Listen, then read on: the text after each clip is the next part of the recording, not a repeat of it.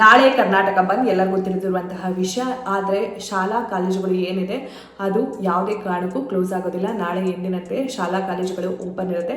ಅಷ್ಟೇ ಅಲ್ಲದೆ ನಾಳೆ KSRTC ಸರ್ವಿಸ್ ಏನಿದೆ, ಗೌರ್ಮೆಂಟ್ ಸರ್ವಿಸಸ್ ಏನಿದೆ ಅಂದರೆ ಬಸ್ಗಳಾಗಿರ್ಬೋದು, ಏನೇ ವೆಹಿಕಲ್ಸ್ ಆಗಿರ್ಬೋದು, ಅದೆಲ್ಲ ಕೂಡ ಸ್ಟಾಪ್. ನಾಳೆ ಆ್ಯಂಬುಲೆನ್ಸ್ ಸೇವೆ ಇದ್ದೇ ಇರುತ್ತೆ.